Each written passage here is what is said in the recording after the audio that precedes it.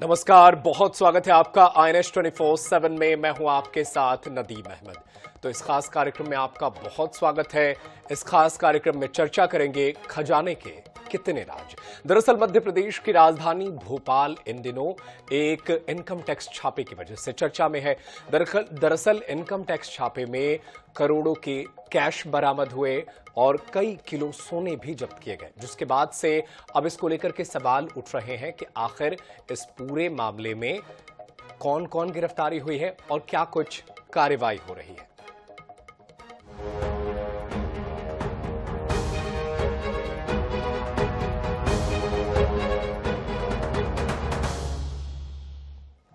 मध्य प्रदेश के परिवहन विभाग में आरक्षक रहे सौरभ शर्मा की अकूत संपत्ति को लेकर जांच एजेंसियां भी हैरान हैं। फिलहाल सौरभ शर्मा अभी दुबई में है। जांच एजेंसियां उसे भारत लाने की कोशिश में हैं। सौरभ के ठिकानों पर इनकम टैक्स और लोकायुक्त की छापेमारी में 235 किलो चांदी सहित कुल 8 करोड़ के कैश और आभूषण मिले हैं। इसके अलावा 17 लाख की ब्रांडेड घड़ियां मिली हैं, 15 लाख की लेडीज पर्स और हीरे की अंगूठियां भी मिली हैं।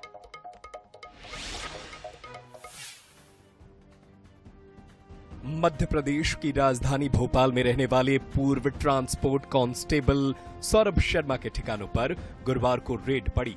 रेड डालने पहुंची लोकायुक्त और इनकम टैक्स की टीम भी मिली अकूत दौलत को देखकर हैरान रह गई। अधिकारियों ने भी नहीं सोचा था कि इतनी संपत्ति सौरभ शर्मा के पास मिलेगी। सौरभ ने न केवल 7 साल तक नौकरी की थी, ऐसे में इतनी संपत्ति मिलना बड़ी बात है। बताया जा रहा है कि सौरभ शर्मा इस समय भोपाल में नहीं है, वह अपनी पत्नी के साथ दुबई में है। रेड में सौरभ शर्मा के ठिकानों से 2 क्विंटल चांदी, 10 किलो चांदी के जेवर और 50 लाख का सोना, 3 करोड़ रुपए की नगद, आलीशान बंगला, कई जिलों में जमीन और प्रॉपर्टी के दस्तावेज मिले हैं। नौकरी लगने के 7 साल बाद ही उसने इस्तीफा दे दिया था। सौरभ शर्मा मूल रूप से मध्य प्रदेश के ग्वालियर का रहने वाला है। इस पूरे मामले में उसका एक दोस्त चेतन गौर शामिल है, वह भी ग्वालियर का ही रहने वाला है। लोकायुक्त की कार्रवाई के दौरान सौरभ शर्मा के घर से जो घड़ियां जब्त की गई है, उनकी कीमत करीब 22 लाख रुपए आंकी गई है। वहीं सीहोर, ग्वालियर समेत कई जिलों में उसके कारोबार के प्रमाण पत्र मिले हैं। सौरभ शर्मा को नौकरी उसके पिता के स्थान पर मिली थी। भोपाल की अरेरा कॉलोनी में सौरभ शर्मा का मकान है। यहां घर से वाहन और अन्य सामान मिले हैं, जिसकी कुल कीमत 2 करोड़ 21 लाख रुपए आंकी गई है। इसके अलावा हीरे और सोने के आभूषण, कैश 1 करोड़ 15 लाख रुपए की बरामदगी हुई है। इसके अलावा सौरभ के ऑफिस चेतन का मकान से कैश 1 करोड़ 72 लाख रुपए, चांदी 234 किलो, जिसकी पुलिस ने अनुमानित कीमत 2 करोड़ 10 लाख आंकी है, की बरामदगी हुई है। इनकम टैक्स के अफसरों को पता चला है कि सौरभ भोपाल के शाहपुर बी सेक्टर में 20,000 वर्ग मीटर में एक स्कूल भी बना रहा था। कई बेनामी संपत्तियों के दस्तावेज भी टीम को मिले हैं, जिनकी जांच जारी है। भोपाल के मंडोरी गांव में इनोवा कार में 54 किलो सोना और लगभग 10 करोड़ रुपए की बरामदगी हुई है। आशंका जताई जा रही है कि इसके कनेक्शन कहीं न कहीं सौरभ से जुड़ रहे हैं। आयकर विभाग ने इनोवा कार के मालिक चेतन गौर से पूछताछ जारी है। सौरभ शर्मा ग्वालियर का रहने वाला है। उसके पिता जेल के डॉक्टर थे। सौरभ शर्मा ने महज 7 साल में अकूत संपत्ति बनाई। उसने आखिर ये कैसे किया? एजेंसियां इसकी जांच कर रही हैं। सौरभ शर्मा को 2017 में परिवहन विभाग में पिता की मृत्यु के बाद अनुकंपा पर कांस्टेबल की नौकरी मिली थी। इसके बाद उसने कुछ दिन ग्वालियर में गुजारे, फिर चेक पोस्ट पर नियुक्ति मिल गई। धीरे धीरे मंत्रियों और अधिकारियों से संबंध बना लिए। चेक पोस्ट पर मिलने वाली रकम का हिसाब किताब रखने लगा। आयकर और लोकायुक्त की टीम को ऐसे तथ्य मिले हैं जिसमें सौरभ शर्मा के दुबई में भी निवेश की आशंका है। Bureau report, INH news, Bhopal. तो खजाने के कितने राज, ये अहम सवाल है। दरअसल भोपाल में लगातार एक के बाद एक सौरभ शर्मा की संपत्तियों को सीज किया जा रहा है, जब्त किया जा रहा है और लगातार उसके जो है संपत्ति बरामद होते नजर आ रहे हैं। फिलहाल सौरभ शर्मा अपनी पत्नी के साथ दुबई चला गया है, लेकिन सवाल ये है कि आखिर इस पूरे मामले में की सच्चाई क्या है? इतनी संपत्ति सौरभ शर्मा के पास कहां से आई? महज 7 साल नौकरी करने वाले के पास इतनी संपत्ति कहां से आए, ये बड़े सवाल है। चांदी 234 किलो बरामद हुई है। भोपाल की अरेरा कॉलोनी के सौरभ शर्मा का ये वो मकान है जिसे फिलहाल सीज कर दिया गया है।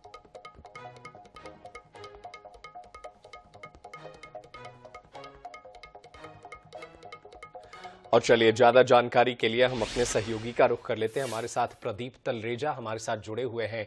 प्रदीप, इन तमाम खबरों को सुनकर अहम सवाल यही है, क्या भ्रष्टाचार निरोधी एजेंसियां, क्या खुफिया एजेंसियां इस बात को नहीं जानती थी कि एक जगह पर इतने सोने इकट्ठे किए जा रहे हैं, या एक कार में इतना सोना जो है वो सफर कर रहा है, वो जंगल में बरामद होता है? इसे किस तरीके से देखा जाए और फिलहाल जांच किस तरफ आगे बढ़ रहा है? देखिए, राजधानी भोपाल के अंदर हम कई अलग अलग चीजें देखी हैं। कहा जाता है एमपी अजब है और एमपी गजब है, लेकिन सबसे बड़ी बात अब देखने मारे कि जितनी बड़ी कार्रवाई जो है वो लोकायुक्त ने की है, एक जो आरटीओ का कांस्टेबल है, उस कांस्टेबल के घरों से बड़ी मात्रा में कैश मिलना, गोल्ड की सामग्री मिलना, ऐसे कई चीजें जो है वो लगातार देखिए मिल रही हैं। और इसके बाद ये जरूर कहा जा सकता है कि जिस प्रकार से लगातार ये कार्रवाई हुई है, उस कार्रवाई के बाद हड़कंप जो है वो जरूर मचा हुआ है।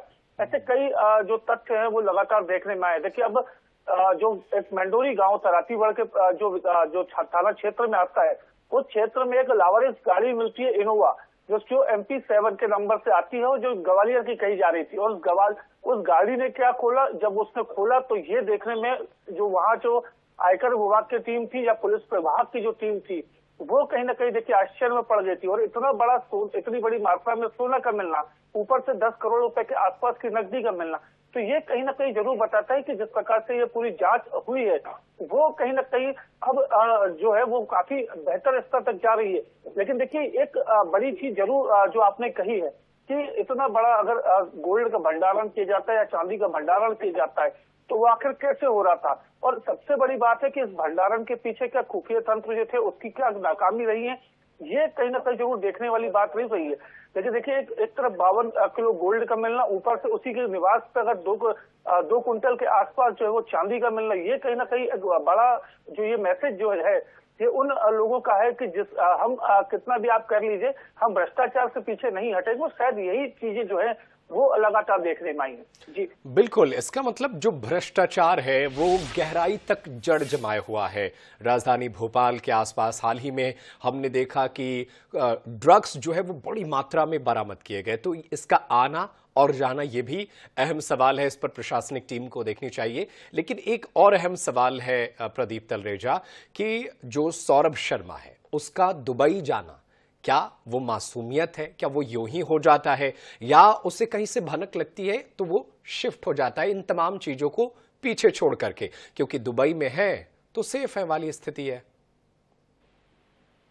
देखिए, निश्चित तौर पर सवाल कई खड़े हो रहे हैं। देखिए, सबसे बड़ी बात यह है कि एक तरफ भोपाल में आयकर विभाग का छापा पड़ता है त्रिशूल कंस्ट्रक्शन कंपनी और उसकी सहयोगी कंपनियों पर। लेकिन देखिए, दूसरे दिन जब यह पूरे छापेमार कार्रवाई लोकायुक्त की होनी होती है, उसके पहले सौरभ शर्मा और उसकी पत्नी दिव्या वो कहीं ना कहीं देखिए देश छोड़कर चले जाते हैं। और यही ये बात कहीं ना कहीं जो है वो लोकायुक्त को भी हजम नहीं हो रही है। हालांकि जो चेतन है, जिसकी गाड़ी में गोल्ड मिला था, चेतन उसका जो सहयोगी था, वो उसी के जो ऑफिस था जिसपे सौरभ शर्मा बैठकर पूरे काम किया करता था, उस ऑफिस से ही उसको गिरफ्तार किया गया है। विरासत में लेकर लगातार उससे पूछताछ जरूर की जा रही है। लेकिन सबसे बड़ी बात यही है कि जिस प्रकार से कार्रवाइयां हुई है, उस कार्रवाई के बाद जो सौरभ है और उसकी पत्नी दिव्या, उसको आखिर कैसे दुबई जाने की जो जानकारी है वो लगती है कि वो दुबई निकल जाते हैं। ये कोई पहला वाकया नहीं कि जब वो दुबई गया, उसके पहले भी बताया जा रहा है कि जो हमारे जो सूत्र बता रहे हैं वो ये भी बता रहे हैं कि कई बार वो दुबई जा चुका है और दुबई में उसका कोई ना कोई जो रहवासी क्षेत्र जो ठिकाना है वो उसने बना रखा है। और ये कोई छोटी बात नहीं है। एक मध्य प्रदेश के उस हेड कांस्टेबल के लिए, जो एक आरटीओ का कांस्टेबल था, और दुबई में उसका खुद का निवास होना, ये कहीं ना कहीं बात जो है इस बात को इशारा जरूर करता है कि ये शायद सोची समझी साजिश के तहत जरूर कहा जा सकता है। लेकिन देखिए, जिस प्रकार के सौरभ शर्मा का कनेक्शन निकल के आ रहा है कि ये जरूर माना जा रहा है कि बड़े राजनेता हो या कोई कई बड़े ब्यूरोक्रेट्स हो, वो इसमें कहीं ना कहीं शामिल रहे। और ये जो है वो चीज उसको कहीं ना कहीं इस बात को भनक बता चुकी थी कि अब अगली कार्रवाई आपके यहाँ होनी है, तो इसलिए आप सबसे पहले इस देश को छोड़कर निकल जाइए। हालांकि इसको लेकर आयकर विभाग की टीम हो चाहे लोकायुक्त की टीम हो, उसने लुकआउट सर्कुलर जारी करने की बात कही है। जल्दी लुकआउट सर्कुलर जारी होगा। और जो विदेश में जिस प्रकार से तमाम जो विदेशी के जो हवाई से संबंध है, देखिए उसका कहीं ना कहीं फायदा जो है वो जरूर मिलेगा। और ऐसे लोग जो विदेश भाग जाते हैं या विदेश जो नीति है, उस विदेश नीति के माध्यम से कहीं ना कहीं उनको वापस इंडिया लाने की तैयारी जो है वो जरूर की जाती है। लेकिन अब सबसे बड़ी बात यह है कि जब ये पूरा जो वाकया है, जिस प्रकार से घटनाक्रम घटित हुआ है, ये भी बताया जा रहा है कि जो ब्यूरोक्रेट्स हैं या जो राजनेता हैं, उनसे जिस प्रकार का संबंध सौरभ का रहा है, तो इससे जरूर कहा जा सकता है उसको भनक जरूर लगी होगी। और लेकिन एक चीज ये भी समझनी होगी कि जिस प्रकार से लोकायुक्त की टीम होती है, आईटी के विभाग की छापेमार कार्रवाई होती है या कोई ईडी की कार्रवाई होती है, लगातार उस तरीके से चलती है, किसी को भनक नहीं होती है। ये यानी कहीं ना कहीं देखिए कितना हाई लेवल का मामला होगा और हाई लेवल के लोगों तक ही इसकी जानकारी होती है कि किस पर रेड होनी है।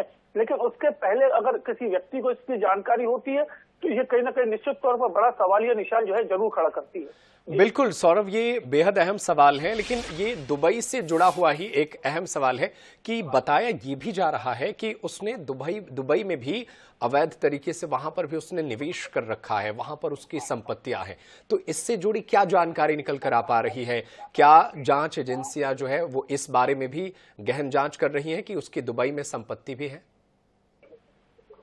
देखिए, अब लोकायुक्त की टीम लगातार हमने देखा है कि 2 दिन तक लगातार जो उसके तमाम ठिकाने थे, चाहे वो मध्य प्रदेश के अंदर अलग अलग उसके जो ठिकाने थे जहां पर उसने या तो अपना इन्वेस्टमेंट कर रखा है, यहाँ पर या वो बिजनेस कर रहा था, उन सभी पहलुओं पर देखिए लोकायुक्त की टीम लगातार काम कर रही है। और देखिए, अब चेतन की चूंकि हिरासत में लिया जा चुका है, चेतन से भी कई राज निकले हैं। देखिए, चेतन ने सवेरे जैसे बताया कि ये गाड़ी जरूर उसके नाम पर रजिस्टर्ड थी, लेकिन इस्तेमाल कौन करता था? सौरभ शर्मा करता था। उसके नाम पे अगर पेट्रोल पंप है तो वो किसका था? सौरभ शर्मा का था। प्रॉपर्टी में निवेश जो किया था वो चेतन के नाम पे जरूर किया था, लेकिन वो इन्वेस्टमेंट किसका था? सौरभ का। तो देखिए, कहीं ना कहीं ये पूरी जो चाबी है वो चेतन के माध्यम से अब सौरभ तक ही जाकर सीमित होती है। लेकिन जब सौरभ को इंडिया लाया जाएगा, उसकी पत्नी को जब इंडिया लाया जाएगा, तब इस बात की और ज्यादा खुलासे हो पाएंगे कि आखिर इतना बड़ा इन्वेस्टमेंट अगर उसने किया है तो कहाँ से किया है, तो इतना बड़ा इन्वेस्टमेंट के लिए उसके पास फंडिंग कहाँ से आई थी। क्या 7 साल में ऐसी कौन सी कुबेर का खजाना जिसे कहा जा सकता है, ऐसी कौन सी जादू की छड़ी उसके हाथ में लग गई थी कि जिसके जरिए वो इतना पैसा जो है वो कमा रहा था। देखिए, तमाम सवाल हैं और सवालों के जवाब कहीं ना कहीं लोकायुक्त की टीम जो है तो वो खंगालने की कोशिश करेगी। लेकिन देखिए, जिस प्रकार की जानकारी जो हमारे सूत्रों के द्वारा आ रही है कि उसको जो कई चेक पोस्ट थे जहां से रोजाना की इनकम जो है वो करीबन 30 से 35 करोड़ रुपए की थी, उस जगह पे वो वहां से पैसे का लेन देन करता था। वहां से ट्रांसफर पोस्टिंग के अंदर में उसका कितना जो कहीं ना कहीं अहम हिस्सा था। और चूंकि ट्रांसफर परिवहन विभाग एक ऐसा विभाग होता है जहां पर सबसे ज्यादा ये कहा जा सकता है कि जो आमद होती है इसी से होती है। देखिए, आबकारी के बाद अगर कोई सबसे बड़ा कोई अगर जो विभाग है वो परिवहन विभाग होता है और इसी परिवहन विभाग के जरिए कहीं ना कहीं देखिए ये पूरा खेल हुआ है। और 7 साल की नौकरी और जिस व्यक्ति ने DRS लिया होता है उसके पास इतना अटूट का पैसे का मिलना और ऐसा थोड़ा बहुत पैसा मिलना एक अलग विषय होता है, लेकिन जो अब तक की कार्रवाइयां हुई हैं उस कार्रवाई में देखिए 52 किलो गोल्ड का मिलना और 2 कुंटल चांदी का मिलना। तो देखिए, कहीं ना कहीं सवाल जो है बहुत बड़े खड़े हो रहे हैं कि आखिर इसमें पैसा किसका है। ऐसे कौन से ब्यूरोक्रेट्स थे जिनका पैसा इसमें लगा हुआ है, या ऐसे कोई राजनेता कौन थे जिसका पैसा इसमें लगा हुआ है? क्या ये पूरा सिंडिकेट बनाकर काम करते थे या सिर्फ ये जो है ये कहा जा सकता है कि इस बहुत छोटी सी मछली है और इस मछली के पीछे मगरमच्छ कहीं ना कहीं बहुत बड़े हैं। तो उन मगरमच्छों तक अगर पहुंचना है लोकायुक्त की टीम को, तो इस मछली को पकड़ना जरूरी है और इस मछली के सहारे ही आगे के राज जो है वो खुलते जरूर नजर आएंगे। बिल्कुल, बड़ी मछली को पकड़ना जरूरी है ताकि इस भ्रष्टाचार का जो खेल है उसका खुलासा हो और दोबारा कोई भी हो इसमें शामिल वो भ्रष्टाचार ना करे। लेकिन सवाल यह है कि फिलहाल सौरभ शर्मा भारत में नहीं है। प्रदीप तलरेजा, क्या ये माना जाए कि बिना सौरभ शर्मा के जो अब तक एविडेंस मिले हैं, जो उसके सहयोगी अब तक जिनसे पूछताछ हो रही है, क्या उससे इस जांच को बिना सौरभ शर्मा के मुकम्मल माना जाएगा? क्या वो वहां तक पहुंच पाएंगे जहां तक बड़ी मछलियों को पकड़ा जा सके? देखिए, निश्चित तौर पर सवाल लाजमी भी बनता है कि एक चेतन शर्मा, चेतन जो पकड़ा गया है, जो जिससे लगातार लोकायुक्त पूछताछ कर रही है, सिर्फ चेतन को इतना ही मालूम है कि उसके नाम पे क्या इन्वेस्टमेंट किए गए, लेकिन कहीं ना कहीं चेतन को इस बात की पूरी भनक नहीं है कि आखिर इतनी बड़ी पूंजी आई कहां से। देखिए, एक मध्यम वर्गीय परिवार से आने वाला लड़का और इतनी बड़ी पूंजी को लेकर अगर खड़ा होता है तो कैसे खड़ा होता है, आखिर इसके पीछे किन ब्यूरोक्रेट्स के हाथ है, कौन से राजनेताओं के हाथ हैं, इसकी जानकारी तभी ज्यादा सुनिश्चित हो पाएगी जब सौरभ शर्मा को इंडिया लाया जाएगा। देखिए, इसके लिए लगातार लुकआउट नोटिस जारी करने की बात जो है वो लगातार की जा रही है कि लुकआउट नोटिस जारी किया जाएगा, पूछताछ की जाएगी, पूछताछ के बाद अहम खुलासे होंगे। लेकिन ये सिर्फ खुलासे ही कब तक होंगे, इसको लेकर देखिए कहीं ना कहीं संशय की स्थिति जरूर बनी है। हालांकि आयकर विभाग की बात करें या लोकायुक्त की बात करें, वो लगातार इसको लेकर के सतत है और कोशिश ये कर रही है कि इसकी जड़ तक पहुंचा जाए। लेकिन देखिए, एक बड़ा सवाल यहाँ पर और भी देखने में आया, जब लोकायुक्त की कार्रवाई होती है उस समय जो सौरभ के जिस आवाज से ये गाड़ी निकलती है, आखिर ये गाड़ी वहां से कैसे निकली? बिल्कुल बिल्कुल, ये अहम सवाल है और इन्हीं का सवाल जो है वो अभी टीम तलाश कर रही है। बहुत शुक्रिया प्रदीप तलरेजा तमाम जानकारी लेके पहुंचाने के लिए। तो फिलहाल अहम सवाल बने हुए हैं कि आखिर कब तक जो है इस पूरे मामले में कार्रवाई होती है और सौरभ शर्मा को कब तक इंडिया लाया जाता है।